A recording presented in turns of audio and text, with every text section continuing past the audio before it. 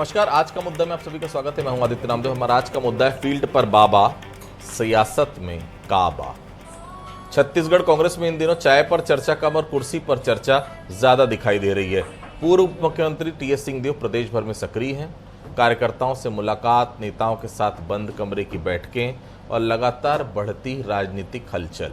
सवाल यही कि आखिर ये महज संगठनात्मक संवाद है या फिर कांग्रेस के भीतर नई शक्ति संतुलन की पटकथा लिखी जा रही है। टीएस सिंहदेव कह रहे हैं कि उनके पास कोई फील्ड की जिम्मेदारी नहीं है, वे सिर्फ कार्यकर्ताओं का मनोबल बढ़ाने के लिए निकले हैं।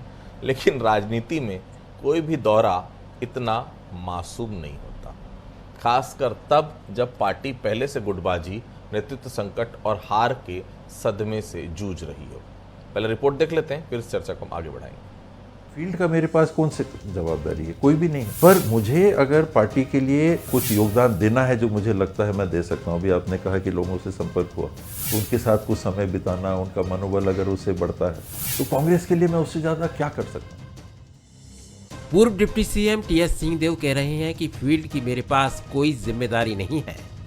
भले ही बाबा इसे कार्यकर्ताओं का मनोबल बढ़ाने वाला दौरा बता रहे हों, लेकिन सियासी गलियारों में इसकी चर्चा अलग ही है, क्योंकि कांग्रेस में संगठन को लेकर पहले से हलचल तेज है और ऐसे में सिंहदेव का एक्टिव मोड कई संकेत दे रहा है। क्या ये सिर्फ संवाद यात्रा है या फिर कांग्रेस में नए समीकरणों की पटकथा लिखी जा रही है? लेकिन सियासत में हर एक्टिव मोड के मायने निकाले जाते हैं, खासकर तब जब पार्टी विपक्ष में हो और नेतृत्व को लेकर अंदर खाने चर्चा पहले से चल रही हो। बीजेपी ने बाबा के इस दौरे को लेकर कांग्रेस पर हमला तेज कर दिया है। कैबिनेट मंत्री टंकराम वर्मा ने तंज कसते हुए कहा कि सत्ता में रहते हुए कांग्रेस लूट में व्यस्त थी और अब विपक्ष में आकर आपसी संघर्ष में उलझी है। बीजेपी का दावा है कि कांग्रेस के भीतर नेतृत्व को लेकर लड़ाई खत्म नहीं हुई है। 5 साल लूटे हैं, सब लूटने में लगे थे, पर जैसे सत्ता से बाहर हुए तो सत्ता से बाहर होने के बाद अब संगठन में उन लोगों का बहुत लड़ाई है, आप देख रहे हैं। और इसी लड़ाई की वजह से लगातार चुनाव हारते आ रहे हैं। चाहे हम लोकसभा का चुनाव की बात करें, चाहे उपचुनाव की बात करें, नगर पालिका, नगर पंचायत, जनपद, जिला की बात करें। कार्यकर्ताओं से सीधा संवाद और नेताओं के साथ अलग अलग राजनीतिक केमिस्ट्री, कहीं डिनर डिप्लोमेसी तो कहीं चाय पर चर्चा। सरगुजा से शुरू हुआ सिंहदेव का सफर अब बस्तर तक पहुंचने वाला है और बीजेपी इसे कांग्रेस की अंदरूनी लड़ाई का रोड शो बता रही है। लेकिन कांग्रेस ने भी पलटवार किया और पूर्व सीएम भूपेश बघेल ने कह दिया कि अगर कांग्रेस नेता जनता के बीच जाएं तो बीजेपी को दिक्कत और ना जाएं तो भी दिक्कत। बघेल ने साफ कहा कि बीजेपी बेवजह राजनीतिक मतलब निकाल रही है। बड़ा मुसीबत है यार। मान लो नेता दौरा ना करे तो शिकायत, नेता दौरा नहीं कर रहे हैं। अब दौरा कर रहे हैं तो शिकायत, क्यों दौरा कर रहे हैं? मतलब चित भी मेरा, पट भी मेरा, ऐसा तो नहीं चलेगा। दौरा कर रहे हैं, अच्छी बात है, और नेताओं को दौरा करना ही चाहिए। कोई कांग्रेसी बोला क्या कि नहीं दौरा करना चाहिए? नहीं बोले ना। भारतीय जनता पार्टी पेट में दर्द क्यों हो रहा है? टीएस सिंहदेव का ये दौरा अब सिर्फ राजनीतिक मुलाकातों तक सीमित नहीं रहा, बल्कि कांग्रेस के अंदर बदलते शक्ति संतुलन का संकेत माना जा रहा है। कांग्रेस इसे संगठन को मजबूत करने की कवायद बता रही है, जबकि बीजेपी इसे सत्ता संघर्ष का ट्रेलर कह रही है। अब देखना होगा कि ये दौरा कांग्रेस को नई ऊर्जा देता है या फिर पार्टी के अंदर छिपी खींचतान को और खुलकर सामने ले आता है। शिखर देवांगन, बंसल न्यूज, रायपुर। कांग्रेस की हालत ऐसी हो गई कि नेता जनता से कम और एक दूसरे की ताकत नापने में ज्यादा व्यस्त दिख रहे हैं। बीजेपी ने इस दौरे को कला यात्रा बता दी है। तंज भी ऐसा कि सीधे कांग्रेस की दुखती रग पर वार करता है। सत्ता में रहते हुए सब लूट की साझेदारी में व्यस्त थे, अब विपक्ष में नेतृत्व की लड़ाई लड़ रहे हैं। सवाल यह भी कि अगर सब कुछ ठीक है तो फिर कांग्रेस में बार बार शक्ति प्रदर्शन की जरूरत क्यों पड़ रही है? 2023 की हार का हिसाब बाकी है। उधर भूपेश बघेल भी कह रहे हैं, जवाबी हमला कर रहे हैं। उनका कहना है कि नेता अगर जनता के बीच जाएं तो बीजेपी को दिक्कत, ना जाएं तो भी दिक्कत। लेकिन असली सवाल बीजेपी नहीं, कांग्रेस के भीतर का है। क्या यह दौरा संगठन मजबूत करेगा या फिर यह संदेश देगा कि पार्टी में कई पावर सेंटर सक्रिय हैं? दरअसल कांग्रेस आज उस मोड़ पर खड़ी है जहां उसे विपक्ष की भूमिका निभानी चाहिए थी, लेकिन वह अभी भी अंदरूनी समीकरणों की राजनीति में उलझी हुई नजर आ रही है। जनता मुद्दों पर लड़ाई चाहती है, लेकिन कांग्रेस फिलहाल चेहरों की लड़ाई लड़ती दिख रही है। अब देखना दिलचस्प होगा कि टीएस सिंहदेव की सक्रियता कांग्रेस को नई ऊर्जा देती है या फिर पार्टी के भीतर दबी दरारों को और चौड़ा कर देती है। चलिए हम बहस की शुरुआत करेंगे। बंसल ने सवाल है, क्या कुछ सवाल है? पहला सवाल, अचानक टीएस सिंहदेव की सक्रियता के आखिर क्या मायने हैं? दूसरा सवाल, सिंहदेव की सक्रियता कांग्रेस में नए समीकरणों का संकेत है? तीसरा सवाल, कांग्रेस में अंदरूनी खींचतान में बीजेपी फिर मौका तलाश कर रही है? मैं मानस में लाऊंगा धनंजय सिंह ठाकुर जी हैं, कांग्रेस के वरिष्ठ नेता प्रवक्ता है, वरिष्ठ प्रवक्ता, बहुत स्वागत करता हूं। श्रीचंद सुंदरानी साहब हैं, भारतीय जनता पार्टी से विधायक रह चुके हैं पहले, फिलहाल वरिष्ठ सदस्य हैं, बहुत स्वागत करता हूं। और हमारे साथ प्रकाश चंद होता साहब हैं, वरिष्ठ पत्रकार हैं, बहुत स्वागत करता हूं। सबसे पहले धनंजय जी की बात करता हूं। धनंजय जी, कांग्रेस में मुद्दों पर राजनीति होती है या फिर चेहरों पर? क्योंकि टीएस सिंहदेव के दौरे को शक्ति प्रदर्शन और उनकी खुद की ब्रांडिंग के तौर पर देखा जा रहा है। क्या प्रदेश अध्यक्ष बनने के पहले की ये तैयारी है क्या? धनंजय जी।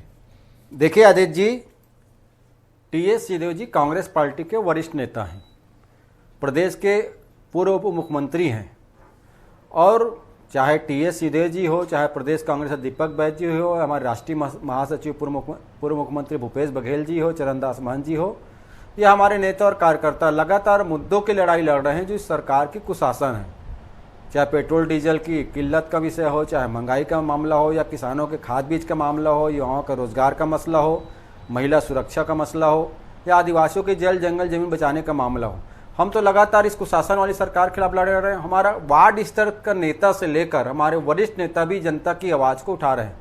स्वाभाविक बात है, जब कांग्रेस पार्टी इतनी सक्रियता के साथ जनता की आवाज़ को उठाएगी, और ये सरकार जो 2.5 साल में अभी तक अपनी कोई उपलब्धि प्रस्तुत नहीं कर पाई है, उपलब्धि के नाम से जीरो है, मोदी की गारंटी पर जो ढिंढोरा पीटते थे उसमें सवाल जवाब करने पर भाग जा रहे हैं, पत्रकारों से कहा जाता है आपके सवाल समझ गए और चुपचाप बैठ जाइए। तो ऐसे स्थिति में सरकार में बैठे लोगों का पसीना निकलना लाजमी है, क्योंकि बड़े बड़े ख्वाब दिखाकर, बड़े बड़े सब्जबाग दिखाकर एक बार तो जनता को भर मार लिए हैं, अब उसको पूरा करने में पसीना छूट रहा है। तो स्वाभाविक बात है, जब कांग्रेस के नेता सक्रिय होंगे, जनता के बीच जाएंगे, जनता की आवाज़ को उठाएंगे, जनता का जन समर्थन कांग्रेस पार्टी को मिल रहा है, तो इनको परेशान होना लाजमी है।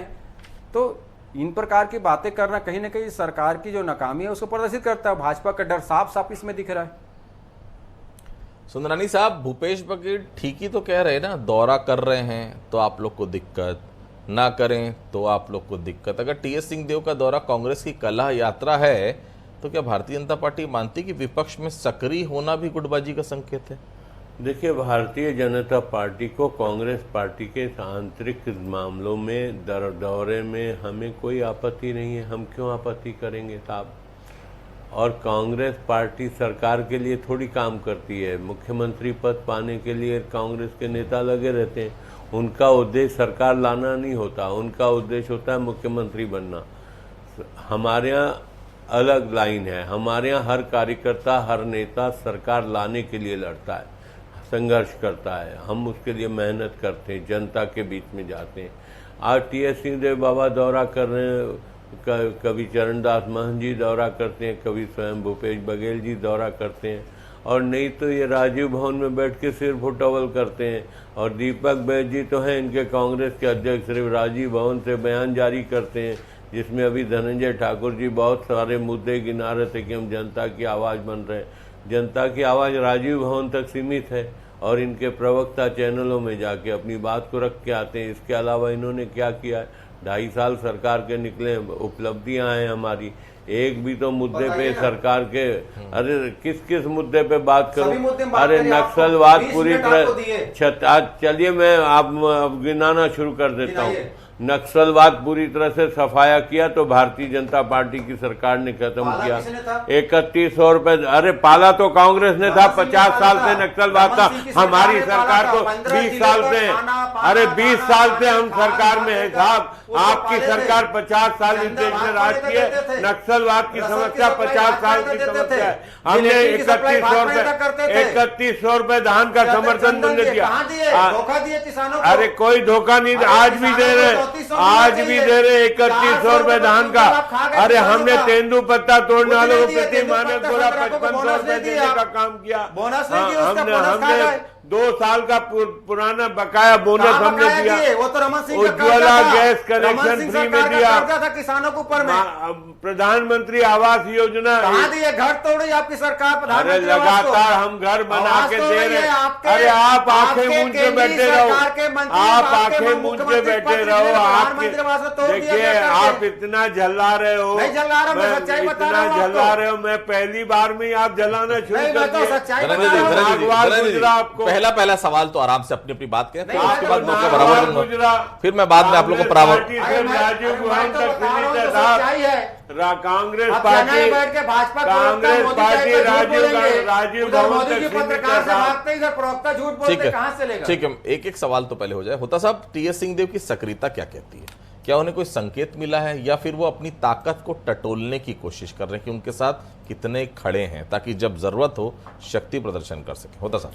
आदित्य जी, जो दोनों मेरे मित्र सुंदरानी जी और धनंजय जी जिस तरह से अभी लड़ाई लड़ रहे हैं, लग रहा है 2.5 साल हो गया, अब चुनाव मोड में धीरे धीरे प्रदेश आ गया है, तो इसी का है। और टीएस सिंहदेव भी इस बात को समझते हैं।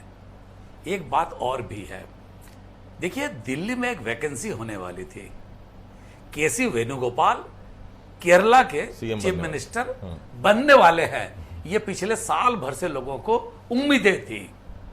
और एक वैकेंसी होने वाली थी दिल्ली में, और उस वैकेंसी को फिल करने के लिए कई सारे लोग उम्मीद लगाए बैठे थे।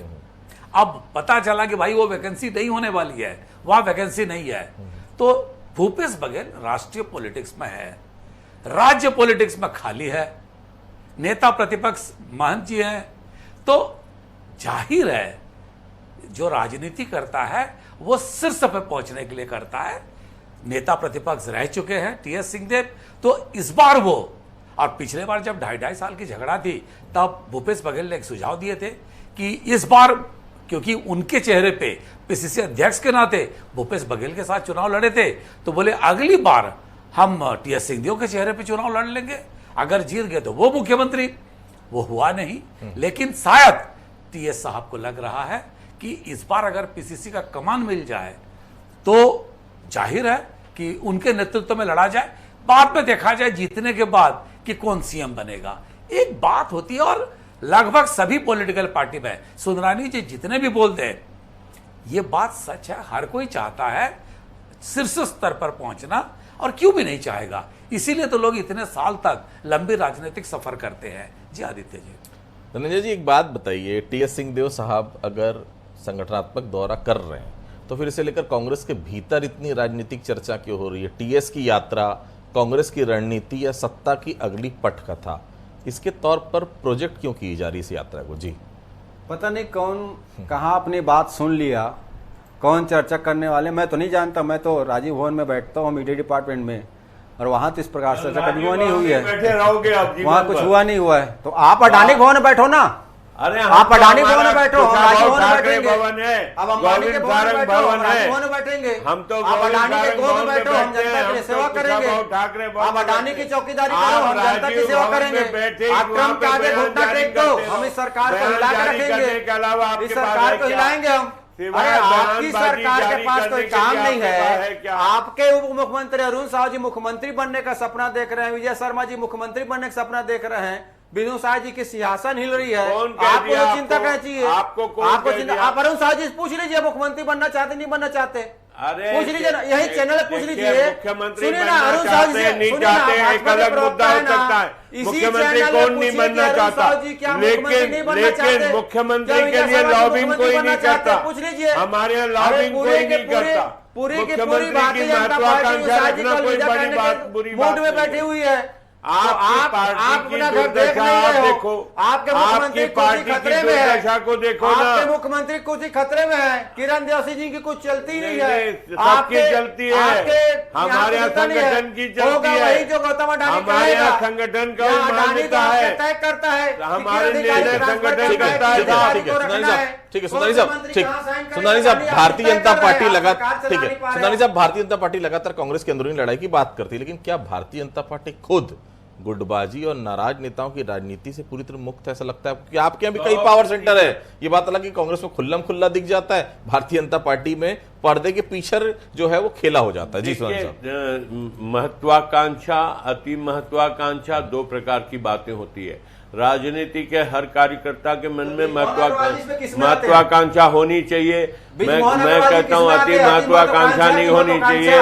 और भारतीय जनता पार्टी में कम से कम कमांड तो है, एक व्यक्ति की आवाज तो सुनी जाती है। यहाँ तो इनका 5 बैंड का रेडियो है, 5 बैंड का रेडियो है, हमारा 1 बैंड का रेडियो था। आपने उनको बाहर कर दिया धक्का मार के। किस कैटेगरी में महत्वाकांक्षा की अति महत्वाकांक्षा क्या है बृजमोहन जी का? देखिए, बृजमोहन जी बहुत लोकप्रिय नेता हैं प्रदेश के। भाजपा नहीं मानती क्या उसको? मैं मान रहा हूँ ना। आप बात तो अधिकृत बयान है मेरा। बृजमोहन जी बहुत लोकप्रिय नेता है। क्यों बाहर के कार्यकारिणी से, उसको कार्य समिति से? कहाँ कार्यकारिणी समिति से बाहर? अरे आपको पता नहीं है, आपको पता नहीं। कोर ग्रुप में एक कैटेगरी के लोग होते हैं। नेता कहते हैं कि भारतीय जनता पार्टी अब अग्रवाल और जैन से मुक्त हो गई है। आप नेता कार्यसमिति बैठक में कहते हैं, ऐसा अखबारों में छप गया है। चलिए, कौन कह दिया आपको? अखबारों में छप, आप देख लीजिए, पढ़ लीजिए। ठीक है। होता साहब, क्या भारतीय जनता पार्टी जानबूझकर कांग्रेस की हर गतिविधि को अंदरूनी कहला का नैरेटिव देकर राजनीतिक फायदा लेना चाहती है? क्या वाकई में कांग्रेस अभी भी गुटबाजी से आजाद नहीं हो पाई? कांग्रेस की गुटबाजी क्या कभी खत्म हो पाई, ऐसा लगता है आपको? पहला जो पार्ट है आपका कि अंदरूनी कला या गुटबाजी का, मैं तो यहाँ देख रहा हूँ सुंदरानी जी ने हावी हो रहे हैं धनंजय जी जैसे तेज तर्रार प्रवक्ता पर। उनको बोलने के लिए वो आजादी नहीं दे पा रहे। सरकार है भी, कैसे नहीं सुंदरानी जी की आवाज तेज रहेगी, बताइए? ऐसा थोड़ी होता है। ये भी सरकार का मामला मेरे साथ कभी नहीं रहा। मैं तो वैसे भी एक चीज मैं बता दूं, सुंदरानी जी के इलाके में, मेरे हाथ में एक सेकंड सुंदरानी जी, आपके तारीफ में एक शब्द बोल दूं। देखिए, पिछली बार जब ये विधायक थे, इनको हराने के लिए 10-10 फीट का नाली बना दिया। उन्हीं के इलाके में केवल 10 फीट का नाली। आज तक छत्तीसगढ़ के रायपुर में 10 फीट का चौड़ा वाला नाली कहीं नहीं था, और 10 फीट का गड्ढे का क्यों बनाया? वो सुंदरानी जी को हराने के लिए खाली बनाया था, हार गए। और यही तो होता है अंदरूनी, कोई बोलता है, कोई नहीं बोलता है। गड्ढे में जो जिन्होंने खोदा था वही घुस गए उसके बाद। हाँ, ऐसा ही होता है। लेकिन जहां तक बात है अंदरूनी कला की, देखिए, सत्ता के संघर्ष में सब कुछ जायज है। हम कितने भी तार्किक, कितने भी बोल दे, यहाँ प्रवक्ता बोल दे हमारे पे कोई लड़ाई नहीं है, देखिए उसके बगैर आगे नहीं बढ़ सकते। स्लॉट कितने हैं? एक मुख्यमंत्री है ना, उसके बाद 14 मंत्री है, तो 14 मंत्री कोई भी बन सकता है, एक मुख्यमंत्री बनेगा। तो इसीलिए लड़ाई होती है, और इसी के लिए सब कुछ जायज है। रही बात टीएस की, जिसकी हम बात कर रहे हैं, टीएस जब आते हैं यहाँ पे, तो उनको जिन लोगों से उनकी जो एक टीएस के साथ एक घटना होती है, वो जिनको साथ देते हैं वही उनको दगा दे जाते हैं। देखिए, जो पत्रकार उनके साथ रहे, जिन पत्रकारों को उन्होंने अच्छे से आगे बढ़ाए, कोई पत्रकार साथ नहीं दिया। जिन नेताओं के साथ मिलके वो काम किए, वो नेता भी साथ नहीं दिए। उनके ही इलाके के लोग उन्हीं के ऊपर आरोप लगा दिए कि मेरे जान को आफत है। तो टीएस इस बात को समझना चाहिए। और अभी जब जनता के बीच जा रहे हैं, पिछले बार उन्होंने वादा कर दिए थे कि हम शराब बंदी करेंगे, महिलाओं ने कहा था, उसका परिणाम बड़ा दिक्कत रहा। तो इस बार हो सकता है उन सारी बातों को वो समझते हैं। और अच्छी बात है, अगर नेता जनता के पास ना जाए तो किसके पास जाए? वो जनता के पास जाए, समझे, और दूसरी तरफ से जनता भी परखे, देखे कि 5 साल के बाद ये आए हैं तो क्या अंतर है। देखिए, आपने बोले वो सरगुजा के बाद बस्तर में गए, दोनों जगह पे कांग्रेस को भारी मतों से पराजित होना पड़ा था। एक जगह तो सुपड़ा साफ हो गया था सरगुजा। बिल्कुल सरगुजा में। और उनके लिए सबसे बड़ी चुनौती है, उसी सरगुजा से मुख्यमंत्री भी आते हैं, विष्णुदेव साय। तो चुनौती तो डबल है उनके लिए। एक तो वो विधायक भी नहीं है, और ऊपर से उनके इलाके से मुख्यमंत्री है।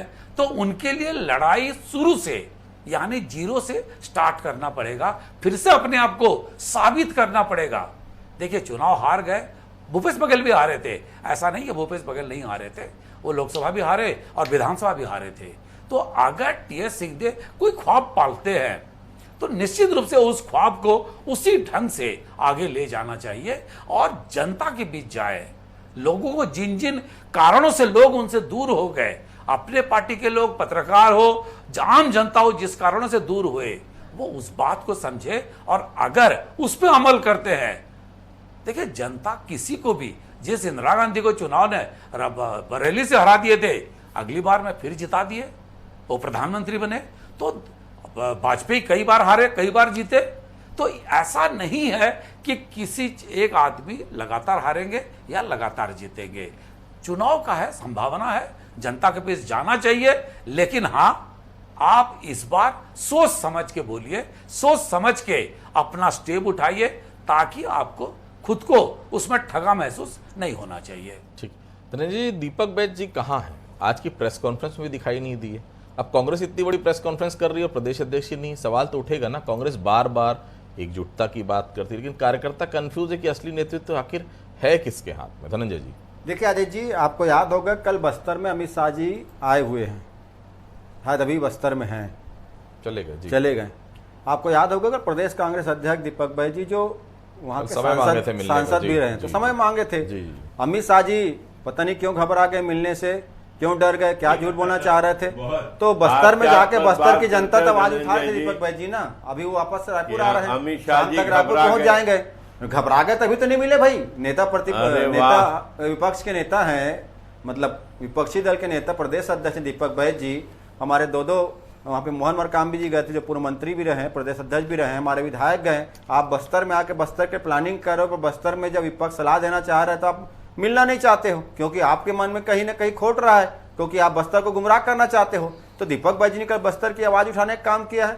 आज भूपेश बघेल जी की प्रेस वार्ता थी कल, जो अमित शाह जी ने जो झूठे आरोप लगाए, जो झूठ बोलने काम किए, हालांकि भाजपा कोई नेता सच तो बोलता ही नहीं है, चाहे मोदी जी हो, शाह जी हो। आज उसका जवाब भूपेश बघेल जी दिए, नेता प्रतिपक्ष साथ में रहे, टीएस सिंहदेव जी अपने दौरा कार्यक्रम में है। तो कांग्रेस के लोग तो जनता की आवाज को उठा रहे हैं। अभी सरकार जो जिनकी झूठ बोलने की आदत है, जिनकी झूठ बोलने की बीमारी है, उसके खिलाफ हम लोग सच को जनता के सामने ला रहे हैं। कैसे? कॉन्फ्रेंस के माध्यम से आवाज उठा रहे हैं। हाँ, प्रेस कॉन्फ्रेंस करेंगे तो पत्रकार नहीं छापेंगे क्या? कि पत्रकारों का रोक देंगे क्या कि मत छापो करके, विपक्ष की आवाज उठा करके? जैसे कल अमित शाह जी ने पत्रकार से कहा बैठो बैठो, मैं समझ गया, जैसे वहां मोदी जी ने नारों के पत्रकार से भाग गए। मतलब ऐसा चाहते हो क्या कि पत्रकार और पत्रकारिता को आपको चलना चाहते हो क्या? विपक्ष की आवाज ना उठाए करके जाते हो आप भाई। आप कह रहे हो प्रेस कॉन्फ्रेंस क्या पत्रकारिता के? नहीं, आप सिर्फ राजीव भवन तक सीमित रहो। पत्रकारिता प्रेस वार्ता जो हुई है पूरे प्रदेश में होगा। अब वो अलग विषय कि आप सरकारी लाठी से प्रेस को मौन करना चाहते हो, जैसे मोदी जी नारों पत्रकार को जवाब नहीं दिए, अमित शाह जी का पत्रकार जवाब नहीं दिए। ठीक है। सुनानी साहब, क्या भारतीय जनता पार्टी मानती है कि कांग्रेस के भीतर टीएस सिंहदेव की सक्रियता भविष्य में बड़ा राजनीतिक समीकरण बदल सकती है? और दूसरी बात, क्या भारतीय जनता पार्टी कांग्रेस की सक्रियता से राजनीतिक खतरा महसूस कर रही है, इसलिए इस दौरे को लेकर आप मुद्दा बना रहे हैं? दोनों सवालों का जवाब देंगे। देखिए, टीएस सिंहदेव बाबा एक बहुत अच्छे नेता हैं, बहुत सम्मानीय नेता हैं छत्तीसगढ़ के, और भारतीय जनता पार्टी उनसे को घबराने की जरूरत नहीं है। भारतीय जनता पार्टी अपने काम और अपने संगठन के बलबूते पर हम अपनी पार्टी को आगे भी चुनाव में विजयश्री दिलाएंगे, संगठन के आधार पे और सरकार की उपलब्धियों के आधार पे। रहा सवाल व्यक्तिगत रूप से टीएस सिंहदेव बाबा भले नेता हैं, हम तो उनकी तारीफ करते हैं, वो दौरा करे, जरूर करना चाहिए उनको दौरा। जी होता साहब, देखिए एक बात तो माननी पड़ेगी, अगर सिंहदेव साहब को अपना राजनीतिक भविष्य बचाना है तो उन्हें प्रदेश अध्यक्ष या कुछ बड़ा पद तो हासिल करना ही होगा, नहीं तो 2028 तक सिंहदेव का राजनीतिक अस्तित्व खत्म हो जाएगा। आप सहमत हैं? और दूसरी बात, भले ही हाइपोथेटिकल है, लेकिन अगर सिंहदेव को प्रदेश अध्यक्ष बना भी दिया गया तो क्या लगता है कि वो पार्टी चला पाएंगे, और वो भी तब जब भूपेश महंत जैसे दिग्गज उनके साथ हों? जी देखिए, एक बहुत मजेदार बात है, जब राजस्थान में सचिन पायलट और अशोक गहलोत के बीच झगड़ा चल रहा था, तब पार्टी हाईकमान ने टीएस सिंहदेव को भेजा था कि वहां जाके मामले को सलटाए, और इन्होंने सचिन पायलट की तरफ समर्थन करते हुए अपनी बात रखी थी। यह और बात है, सचिन पायलट मुख्यमंत्री नहीं बन पाए और यहां टीएस सिंहदेव मुख्यमंत्री नहीं बन पाए। आज सचिन पायलट प्रदेश के प्रभारी हैं, और आज अगर टीएस सिंहदेव को पद नहीं मिलता है तो फिर कब मिलेगा? दूसरी तरफ से देखिए, 3 बड़े नेता हैं। अगर ताम्रध्वज साहू को थोड़ा 1 सेकंड के लिए हम किनारे करें तो महंत जी नेता प्रतिपक्ष हैं, भूपेश बघेल राष्ट्रीय महासचिव हैं, जनरल सेक्रेटरी है पार्टी के, टीएस सिंहदेव क्या है? तो वो अपने राजनीतिक अस्तित्व। और एक बात मुझे याद अचानक आ गया, बीच में सोशल मीडिया पे भूपेश बघेल ने बधाई दे दिए थे टीएस सिंहदेव को कि आप अगर पीसीसी अध्यक्ष बनते हैं तो प्रदेश के लिए अच्छा होगा। और उसके बाद जो हवा उड़ रही थी फिर वो बैलून किसी ने फोड़ दिया, तो फिर ठंडी बस्ती में आ गई। टीएस को जरूरत है एक पद की, या फिर टीएस ये डिसाइड कर दे कि मुझे कोई पद नहीं चाहिए भाई, जब तक मैं सत्ता पे नहीं आएंगे, कांग्रेस की सरकार नहीं आएगी, मैं इसी तरह संघर्ष करता रहूंगा। टीएस लोगों से दूर नहीं हुए। पहले 5 साल जब वो टीएस डिप्टी चीफ मिनिस्टर थे, वो लोगों से दूरी हो गए और उसके बाद लोग उनसे दूरियां बना दी। तो आज टीएस इस बात को उम्मीद करता हूं समझते हैं, जो उनके मित्र रहे उनसे दोबारा संपर्क करें, उनसे बात करें। और देखिए, राजनीति में जो अल्टरनेट तलाशना बहुत जरूरी होता है, चेहरे बदलना जरूरी होता है। एक चेहरे को बार बार देखे आप बहुत आगे दूर तक नहीं जा सकते। ये भारतीय राजनीति में हम सब ने देखा है, वो दौर खत्म हो गया जिसपे एक ही आदमी एक ही चेहरे पे सब कुछ हो जाता था। तो आज इस अल्टरनेट को आगे बढ़ाने के लिए कांग्रेस हाईकमान को भी पार्टी को मजबूत करने के लिए पार्टी यहीं पे कुछ विशेष कदम उठाने चाहिए। और इस तरह की जो गुटबाजी दिख रही है छत्तीसगढ़ में, पुलिस मुख्यालय में जितनी गुटबाजी नहीं है उससे ज्यादा तो कांग्रेस पार्टी में दिख रही है। कोई दोनों के कोई कार्रवाई नहीं होती, दोनों कोई नहीं कर पाते। एक राजनीतिक दल है और दूसरा एक डिसिप्लिन ऑर्गेनाइजेशन है। तो मेरा कहना है आदित्य जी, कांग्रेस पार्टी में भी सारे गुटों को बिठा के समय आ गया, 2.5 साल हो गया, आप अगर वो नहीं खड़े हुए तो अपने अस्तित्व की लड़ाई कब लड़ेंगे वो? कुछ पंक्तियों के साथ अपनी बातों को मैं खत्म करूंगा। चाय पर चर्चा है, डिनर पर मनुहार, कांग्रेस में फिर सजने लगा शक्ति का दरबार। जनता पूछ रही है मुद्दों पर कब होगी हुंकार, या चुनाव तक सजता रहेगा बस चेहरों का यूं ही बाजार। आप सभी हमारे से जुड़े, आप सभी को बहुत बहुत धन्यवाद। आज का मुद्दा में फिलहाल इतना ही, बाकी खबरों के लिए आप लगातार बने रहिए बंसल न्यूज के साथ। नमस्कार।